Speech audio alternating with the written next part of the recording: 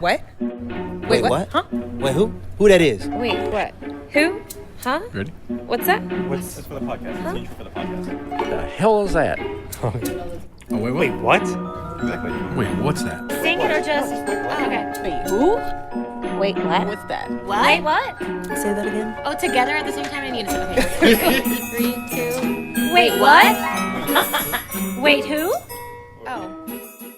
Hey everyone, Lonane here, and first I want to thank you for showing support for our show here at Wait What. Putting these episodes together is really fun, and I hope you're having just as much fun enjoying them. Now, we work really hard trying to give you unique content in a different way that you normally listen to. We believe that listening should be a fun journey for your mind and your ears. So we want to make Wait What the best it can be.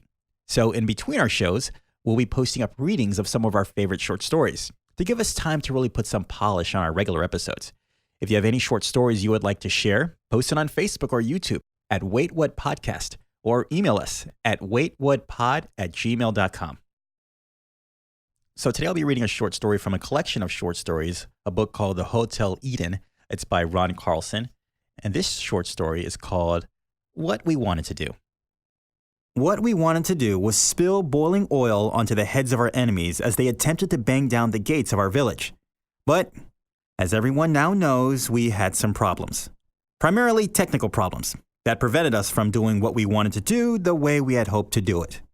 What we're asking for today is another chance. There has been so much media attention to this boiling oil issue that it is time to clear the air. There is a great deal of pressure to dismantle the system we have in place and bring the oil down off the roof, even though there isn't much left. This would be a mistake. Yes, there were problems last month during the Visigoth raid, but as I will note, these are easily remedied. From its inception, I have been intimately involved in the boiling oil project. Research, development, physical deployment. I also happened to be the team leader on the roof last month when we had occasion to try the system during the Visigoth attack, about which so much has been written. It was not an entirely successful sortie, as I will show.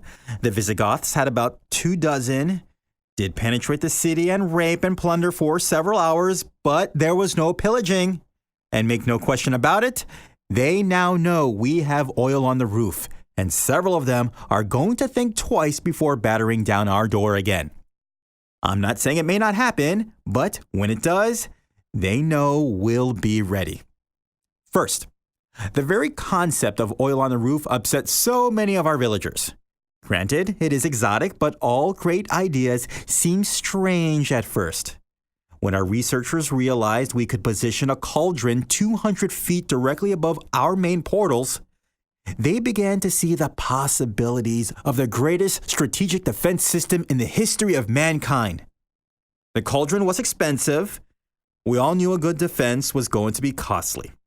The cauldron was manufactured locally after procuring copper and brass from our mines, and it took, as is common knowledge, 2 years to complete.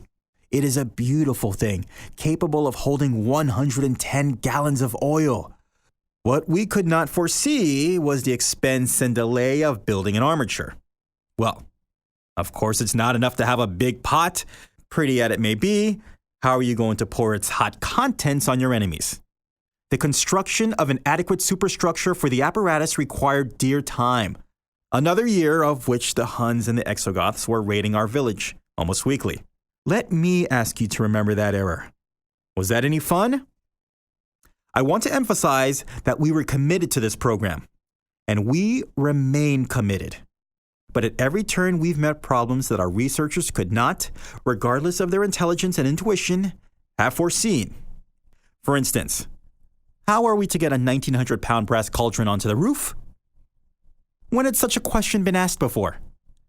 And at each of these impossible challenges, our boiling oil teams have come up with solutions. The cauldron was raised to the roof by means of a custom-designed net and hoist including a rope 4 inches in diameter, which was woven on the spot under less than ideal conditions as the Retrogoths and the Niligoths plundered our village almost incessantly during the cauldron's 4-month ascent. To our great and everlasting credit, we did not drop the pot. The superstructure for the pouring device was dropped once, but it was easily repaired on site 200 feet above the village steps. That was quite a moment, and I remember it well. Standing on the roof by that gleaming symbol of our impending safety, a bright brass and a few lesser metals beaconed to the world that we were not going to take it anymore. The wind carried up the cries of villagers being carried away by either the Maxi-Goths or the Mini-Goths. It was hard to tell. But there we stood. And as I felt the wind in my hair and watched a sporadic procession of home furnishings being carried out of our violated gates, I knew we were perched on the edge of a new epoch. Well, there was some excitement. We began at once. We started a fire under the cauldron and knew we would all soon be safe. At that point, I made a mistake, which I now readily admit. In the utter ebullience of the moment, I called down. I did not scream maniacally, as was reported. I called down that it would not be long. And I probably shouldn't have, because it may have led some of our citizenry to lower their guard. It was a mistake. I admit it. There were, as we found out almost immediately, still some bugs to be worked out of the program. For instance, there had never been a fire on top of the entry tower before. And yes, as everyone is aware, we had to spend more time than we really wanted containing the blaze, fueled as it was by the fresh high winds and the tower's wooden shingles. But I hasten to add that the damage was moderate as a 4-hour fire could be. And the billowing black smoke surely gave further intruders lurking in the hills pause as they considered finding any spoils in our ashes. But throughout this relentless series of setbacks, pitfalls, and rooftop fires, there has been a hard core of us absolutely dedicated to doing what we wanted to do. And that was to splash scalding oil onto intruders as they pried or battered yet again at our old damaged gates. To us, a little fire on the rooftop was of no consequence. A fribble, a tiny obstacle to be stepped over with an easy stride. Were we tired? Were we dirty? Were some of us burned and cranky? No matter. We were committed. And so the next day, the first quiet day we had in this village in months, the same Saudi cadre stood in the warm ashes high above the entry steps and tried again. We knew, as we know right now, that our enemies are manifold and voracious and generally rude and persistent, and we wanted to be ready. But tell me this, where does one find out how soon before an enemy attack to put the oil on to boil? Does anyone know? Let me assure you, it is not in any book. We were writing the book. We were vigilant. We squinted at the horizon all day long, and when we first saw the dust in the foothills, we refired our cauldron, using wood which had been elevated through the night in woven baskets. Even speaking about it here today, I can feel the excitement stirring in my heart. The orange flames licked the sides of the brass container hungrily, as if in concert with our own desperate desire for security and revenge. In the distance, I could see the phalanx of Visigoths marching toward us like a warship through a sea of dust. And in my soul, I pitied them and the end toward which they so steadfastly hastened. They seemed the very incarnation of mistake. Their dreams of day-abusing our friends and families and of petty larceny and lewd public behavior about to be extinguished in one gorgeous wash of searing oil. I was beside myself. It is important to know that everyone on the roof that day exhibited orderly and methodical behavior.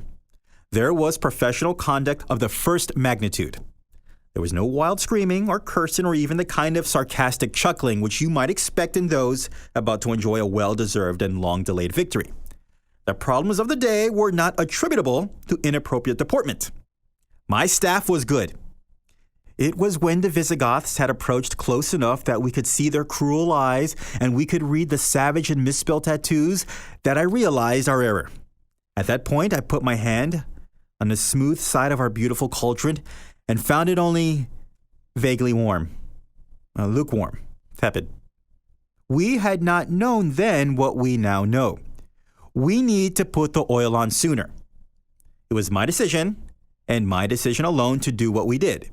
And that was to pour the warm oil on our enemies as they milled about the front gates, hammering at it with their truncheons. Now, this is where my report diverges from so many of the popular accounts. We have heard it said that the warm oil served as a stimulant to the attack that followed. The attack I alluded to earlier, in which the criminal activity seemed even more animated than usual in the minds of our town's people. Let me say first, I was an eyewitness. I gave the order to pour the oil, and I witnessed its descent. I am happy and proud to report that the oil hit its target with an accuracy and completeness I could have only dreamed of. We got them all. There was oil everywhere. We soaked them. We coated them. We covered them in a lustrous layer of oil. Unfortunately, as everyone knows, it was only warm. Their immediate reaction was what I had hoped for, surprise and panic. This, however, lasted about 1 second. Then several of them looked up into my face and began waving their fists in what I could only take as a tribute. And then, yes, they did become quite agitated anew, recommencing their assault on our weary planks of our patchwork gates. Some have said they were on the verge of abandoning their attack before the oil was cast upon them, which I assure you is not true. As to the attack that followed, it was no different in magnitude or intensity from any other dozens we've suffered every year. It may have seemed more odd or extreme since the perpetrators were greasy and thereby more offensive, and they did take every stick of furniture left in the village, including the pews from the church, every chair in the great hall, and 4 milking stools, the last 4 from the dairy. But I, for one, am simply tired of hearing about the slippery stain on the village steps. Yes, they're a bit of a mess, and yes, some of it seems to be permanent.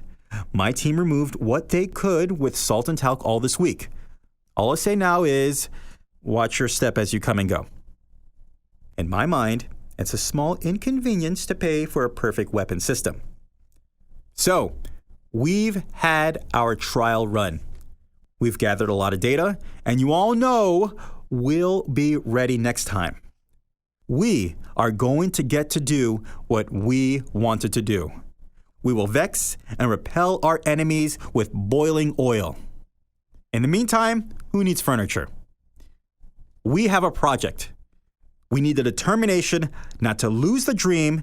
We need a lot of firewood. They will come again. You know it, and I know it. And let's simply commit ourselves to making sure that the oil, when it falls, is very hot. Thank you. That was What We Wanted to Do by Ron Carlson in his short stories collection, The Hotel Eden. If there's any short stories you would like us to read, let us know.